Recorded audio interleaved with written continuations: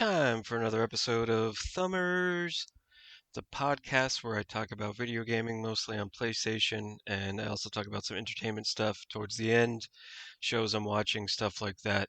So, the first thing I want to mention is PlayStation's new PS Plus games. We have Epic Mickey rebrushed. I've always been wanting to play this, and I finally get the chance. I think it originally came out on like Wii, I think. But now I have the opportunity on PS Plus to play the rebrushed version, and I get to be Meki and have a blast. Next up is NFS Inbound. Um, I'd be curious to try this one out. I'm not a huge racing gamer, but that looks pretty fun. And then lastly is Core Keeper. That is Core Keeper, and that's kind of like it has very retro um, bit bit graphics, kind of looks like a Stardew Valley like, except you're doing a lot of mining. Has up to 8 player co-op, I think, which is pretty fun. So I'll play that with myself since I have nobody to play with. Nobody wants to play with me, and it's a very sad existence. So those are the three games. We have Epic Mini Rebrushed, NFS Inbound, Unbound, by the way. It looks cool. It's worth checking out. Then Core Keeper. So those will be fun to check out. Um, this episode is going to be mostly focused around Resident Evil 7. I just finally played that. I'm trying to play all of the Resident Evils, the new ones, before Requiem comes out, Resident Evil 9, if you will. And I'm finally playing. I've been a huge Resident Evil person my whole life, and I'm finally playing these new ones because I don't know, I was always turned off by them because of one, the first person viewpoint, and two, I just always, the horror aspect was a little too much for me, and it still is. After playing it, or while I was playing, I was like, ugh, this is too much. Like putting my hands in like corpses' necks, and the gore is a lot for me. I'm not a huge fan of like overly gore stuff. It's partly why I never watched Dexter, even though everybody seems to love that show. It was too real. But anyway, I finally played Resident Evil 7, and I'm glad I did because I thoroughly enjoyed it. Great game. Um, 9 out of 10, I would say. Really, really, really, really, really liked it.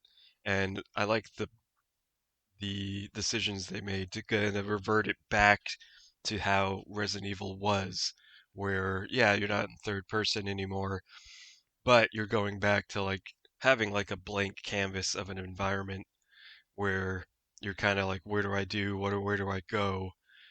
And I thought that was really cool. Whereas like 4, 5, 6, very streamlined experiences. You're kind of like following a linear path, but you hit a puzzle and then you keep going. Here, it's like you're kind of going through and revisiting locations. You're like, oh, I got to remember to go back to that, which was a really big thing in Resident Evil, the original trilogy. It's like, oh, I got to go back and get this item because I have this item to get to that item because we're doing it. So, Resident Evil 7, I think how I'm gonna start off when I talk long form about a game is that I'm gonna do like this. I'm gonna call it 3 versus 3, where I'm gonna talk about 3 things I liked, 3 things I didn't like. And with this game, I actually had a hard time thinking of 3 things I didn't like. So the 3 things I didn't like are gonna be kind of more nitpicky. So let's just start off there. Resident Evil 7. First thing, they don't do the Resident Evil guy in the beginning anymore. Resident Evil. Did I miss that? Am I a fool? They didn't do it right. Because I started Resident Evil 8, and they also don't do it for that. So, kind of miss that. Even if they just say Resident Evil without a number, I'd be okay with it. But anyway, so 3 things I really liked about 7: story, gameplay, environment, and runtime. I know that's an odd one, but I think runtime is very important in this game. So story-wise, Great story. They bring you in with some oddball characters at first to kind of get the lay of the land, and it kind of just sets the tone and environment that you're going into. So if you've never played this game, it's very much a horror thriller, scare you as much as possible type of game. And that was another reason why I kind of put it off, because I just like, I don't want to get scared and stressed out. Oh, it scared and stressed me out the entire time, by the way. So that was fun. Um, so F that noise.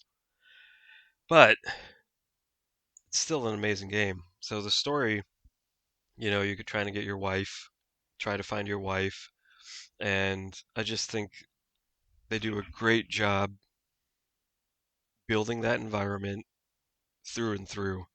It tends to drag towards the end a bit.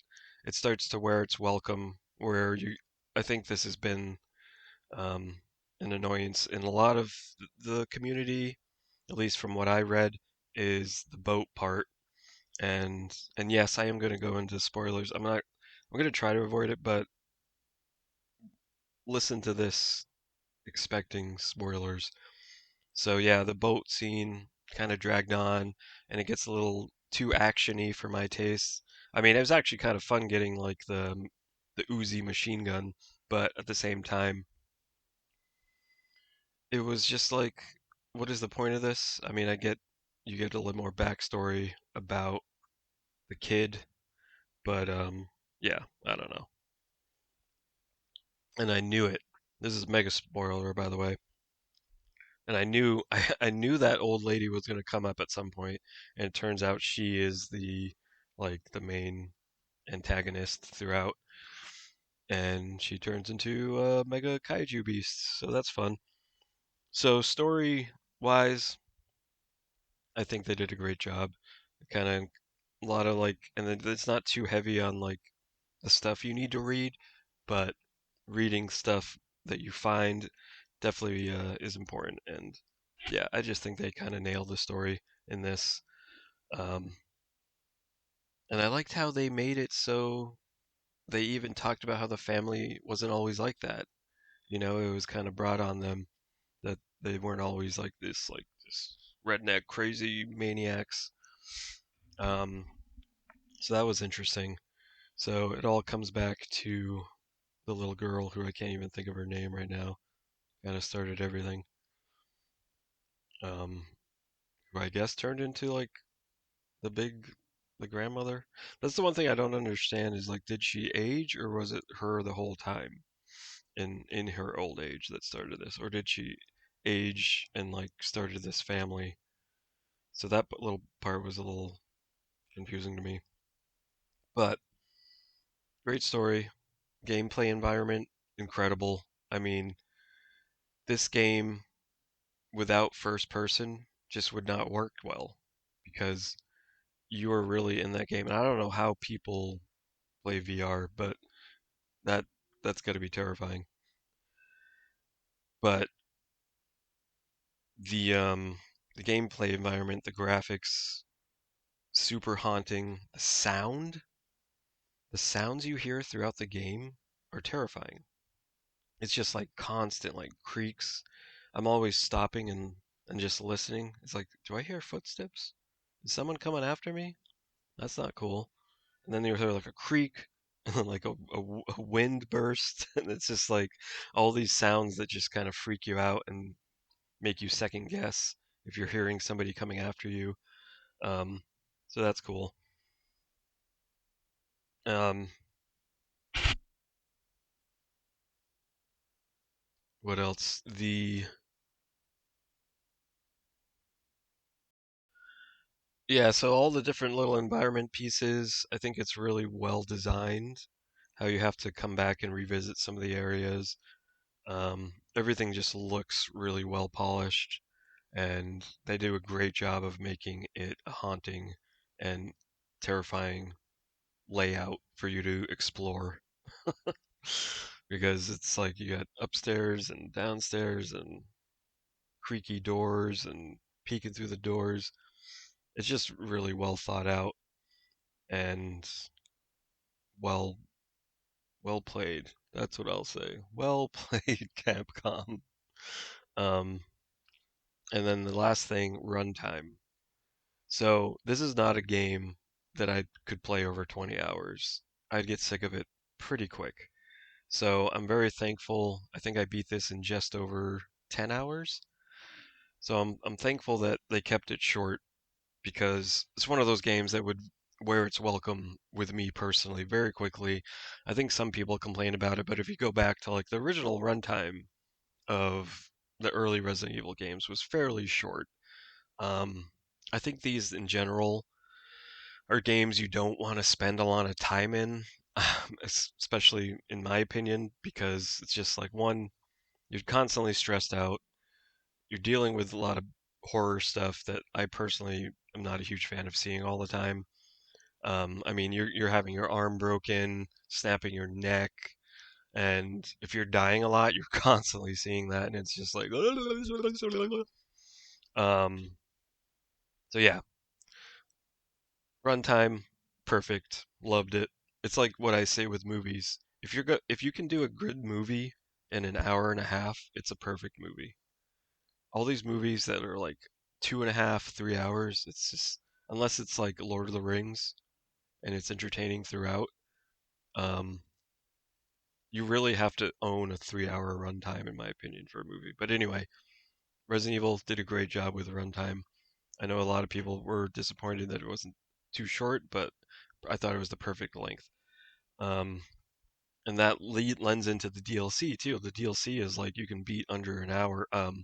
Well, you could beat it under an hour if you're really speed running it.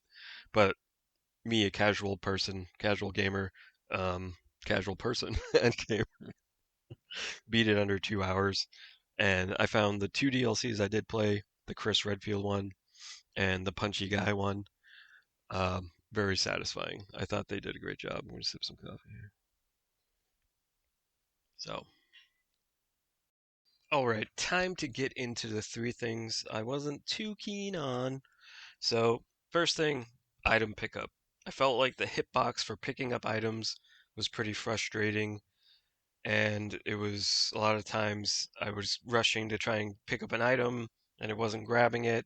And even times where I'd kind of get in front of it, I had some trouble picking it up.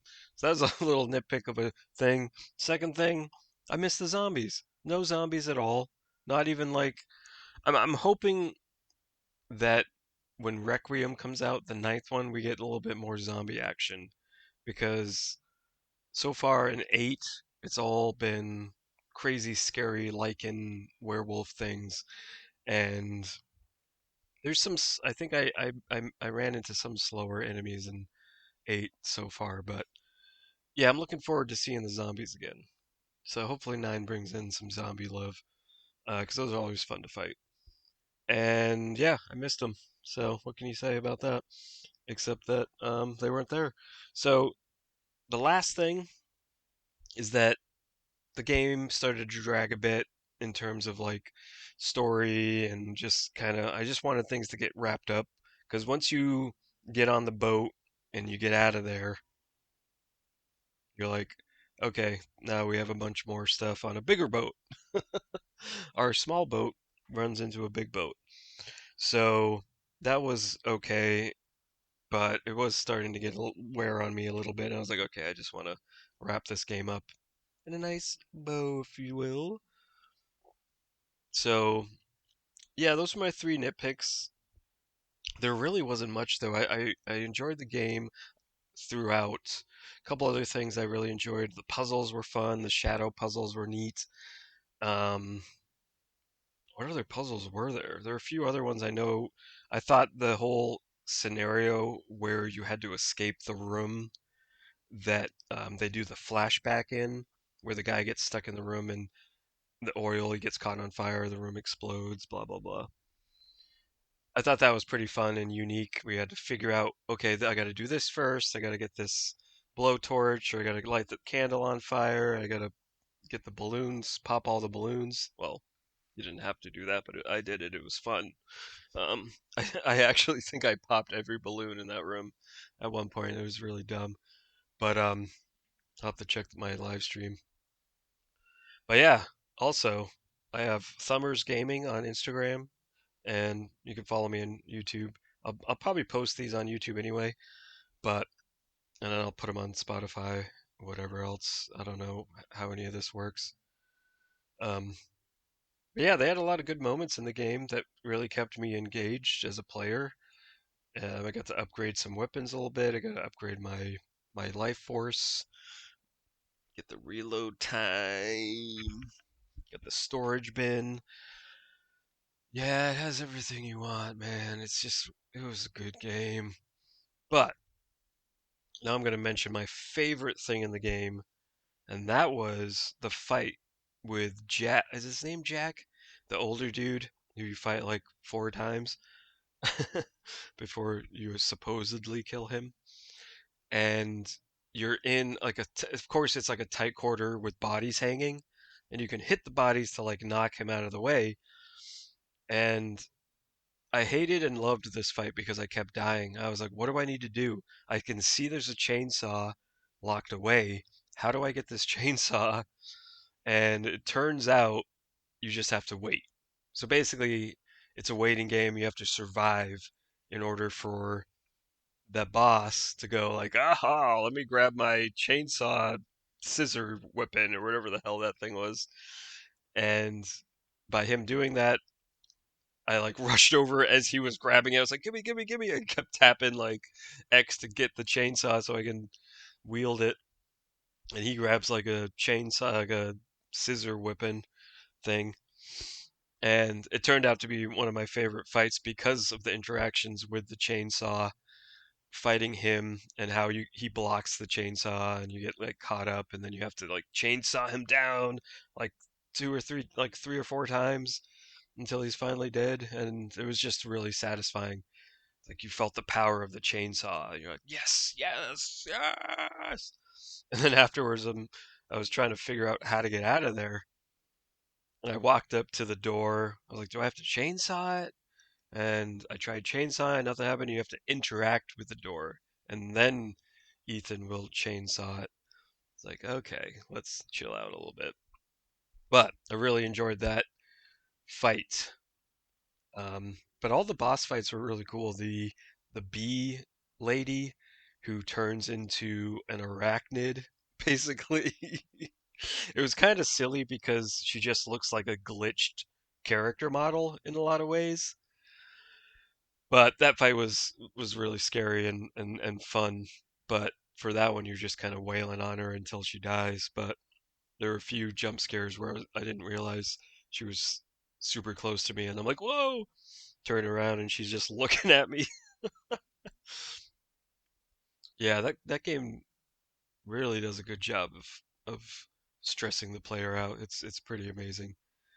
A lot of times, I guess this is also kind of a nitpick. It's like a lot of times you're just running, because you realize it's not worth wasting your ammo on the enemies half the time because you can just run by them, and then if you get to like quote unquote safe zone, the enemies just disappear. So I found that happening a few times where I'm like, oh, I can just kind of run by them. Of course, you risk getting grabbed, which would happen frequently, and then they take off some of your health. But a lot of times that's better in saving than wasting all your ammo. But yeah, a lot of great features in the game. You can combine to make ammo. The healing herbs are still there. You can make little potions. I always I found the pouring animation where Ethan pours the healing potion on his hand to heal was always really satisfying to me. The sound effect and the look of it was really well done. It was just like, yeah. So I thought that was really neat. What else? What else? I think that's pretty much it. The final boss was really satisfying. It kind of led into, um, excuse me, led into a giant fight. I mean, you had two big bosses at the end, right? Because you had the father guy who turns into like a giant blob beast thing, and that's a pretty fun. That's like a goes back to you know hit the eyes to kill him type of thing. And there was one point where I was just trying to get one more eye to finish him off. So that was pretty fun. And then the final boss was just kind of like, it was more of just like a story mode boss because there wasn't really anything you do. You just kind of wait it out and survive because you're just waiting for Chris to show up and throw like a rocket launcher at you and you're all set. So that was interesting. And then you just take the rocket launcher, shoot it at the big kaiju grandma lady, and that's pretty much it.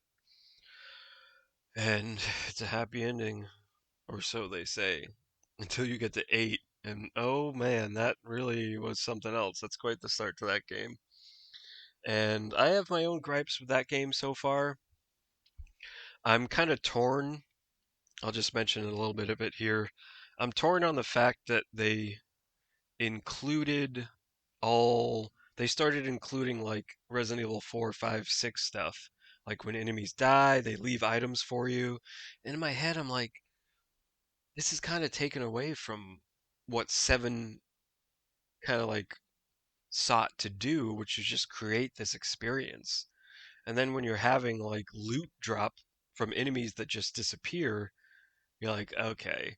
And like I kill, and this is gonna have spoilers too, but I kill one of like the vampire daughters, and she drops a giant torso thing that I'm supposed to believe Ethan can just carry around without a problem, and then I take him to the big fat vendor, and it's like, okay, I spent all this time getting immersed in Resident Evil 7 and that experience where all that stuff is removed for the most part.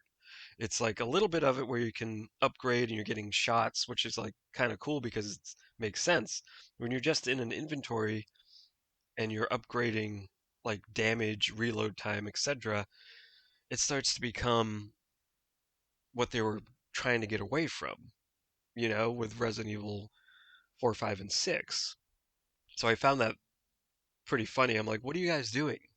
It's like you either go with what you had and you built up in 7, or why didn't you just stick with what was going on in 4, 5, and 6? It's like, what are we doing here? And that's that's been bothering me in 8. And I see items, you can break stuff. I mean, oh, oh, this is what I should have mentioned as one of my nitpicks. The yellow paint. What is up with the yellow paint?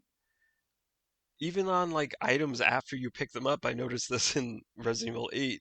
It's like it's telling me, first of all, it's telling me what I need to do. It's like I pick up a key and I have to get the screwdriver from a pouch that the key holder's in, and I'm like, tell me, just mention that I need to investigate it. Don't tell me like, oh, this is what you need to do. And then I pick it out and the screw has yellow on it. It's like, are they just trolling us at this point? It's insane. Even like during the boss fights, like the ladders will have yellow paint on them. I'm like, can you at least put an option to turn this off? Because it removes you. Like Final Fantasy VII Rebirth, and I think Remake had it too, with like yellow arrows, yellow on the wall, yellow everywhere, just telling you. And I get that some people might need that, but give me a break here, people. It's a little too much. So anyway, I totally forgot about that, but that was one of the bigger things that bothered me. Um, yeah, what was I talking about? Yeah, the 8 introducing like Resident Evil 4 stuff with like the vendor. The vendor, fine. I get the vendor. But even then it's kind of like that alone removes you from it because it becomes more of an arcade experience. And that's fine. I loved 4, 5, and 6. But now you're just slowly reintroducing those elements. It's going to break the experience. It's already broken. You're like, okay, I can just buy ammo now.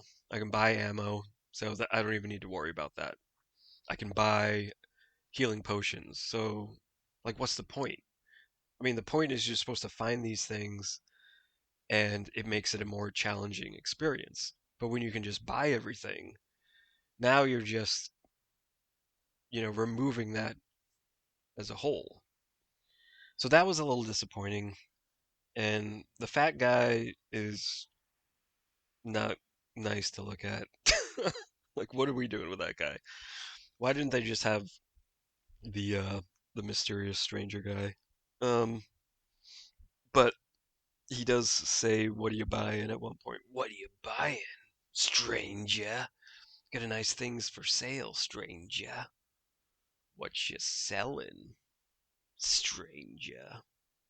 Anyway, so yeah, that stuff was kind of disappointing. There's giant golden skulls that you can sell, and I'm like, sure, it adds some elements that I enjoyed from those games, but it also, it just removes you from what they were trying to do. So that I can harp on that all day because it's definitely something that bothers me because it just turns it into more of an arcade action adventure.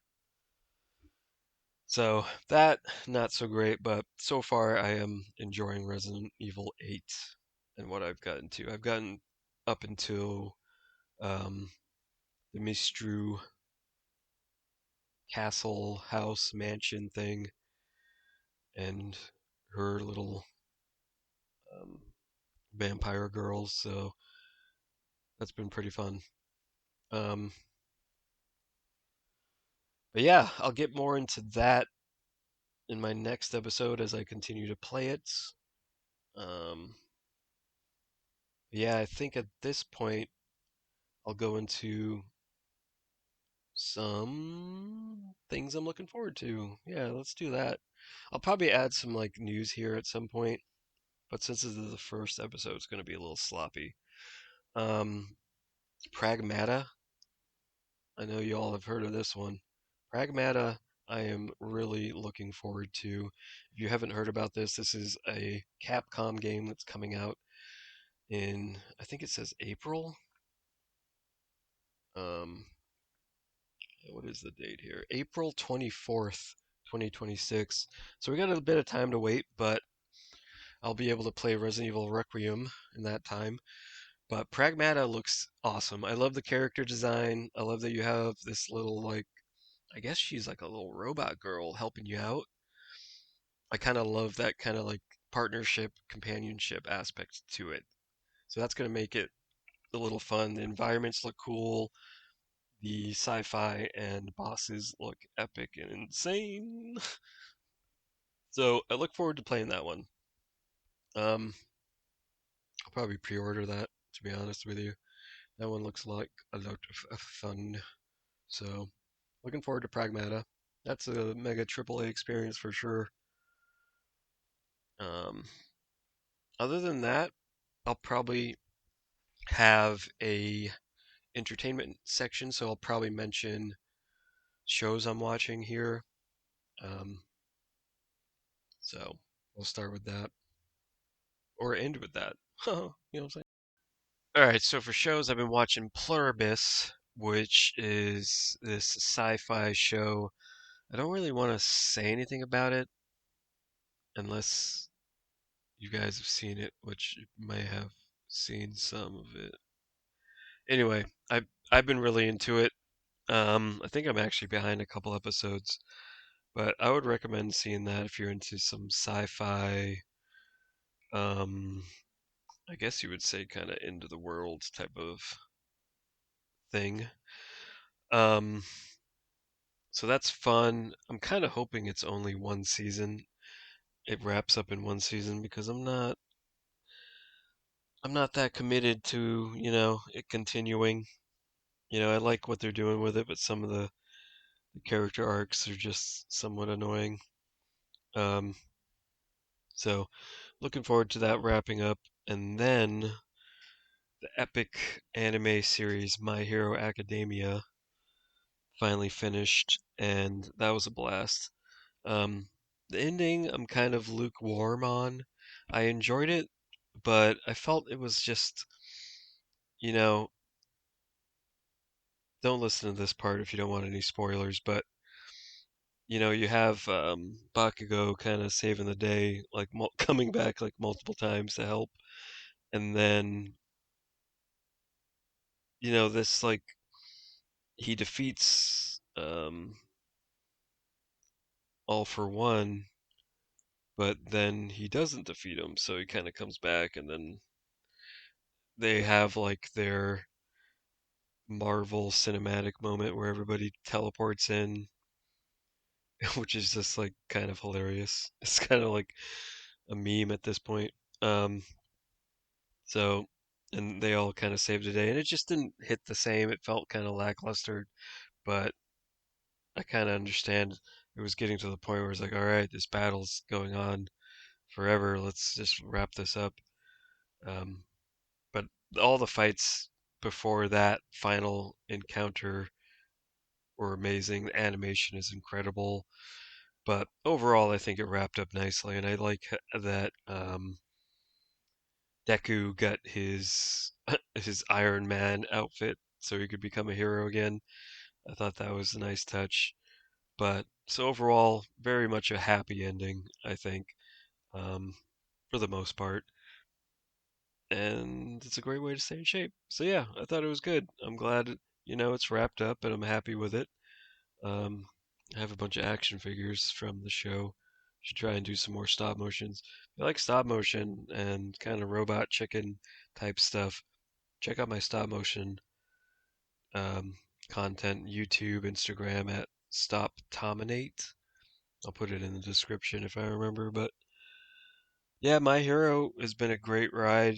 I've loved it throughout. I thought the story was pretty fluid. It didn't get hung up on a lot of like really boring or kind of filler episodes. I thought for the most part all the episodes were really entertaining and kind of kept me focused on the screen watching it. All the characters were pretty fun. Mirko is one of my favorites. I don't know why, I just even though she's barely in it, I think she's a great fun character. Just don't watch the English dub version of her. Um, I remember one scene specifically. She says, "What's up, Doc?" And I'm like, "All right, what's up, Doc? Really? Bugs Bunny joke? Come on." Or do they just think Americans are that stupid? Is that like the best they can come up with? Whoever's writing the English dub version. I mean, come on, we're better than that. We don't need that. So anyway, it's pretty funny, but you know, yeah, her voice is actually pretty well done in English, but not the script, that's for sure. Um, but yeah, My Hero, good stuff. I highly recommend it if you've never seen it. Um, it's just a fun story, and all the character arcs are really well done. Fight scenes are very entertaining. Um, good stuff, good stuff, good stuff. Yeah, I think that's pretty much it for my first podcast entry, my solo podcast adventure. Um, Feel free to give me some feedback in the comics. I'm gonna post this on YouTube, uh, and wherever else I can put it. I don't know how that works. I'm probably gonna use Spotify as like the host. Just upload it there and go from there. But yeah, I'll put it as like a YouTube video. I think YouTube has you can upload stuff as podcasts now. So I'm not sure how that works, but I'll be curious to see how that is. But yeah, give me some feedback. Let me know what you think. Am I terrible? Is this a joke? Should I talk about certain things more? Do you like the current format? What do you got for me? Let me know. But yeah, peace be with you. Take care, my slamma jammas, and it's a great way to eat some pizza.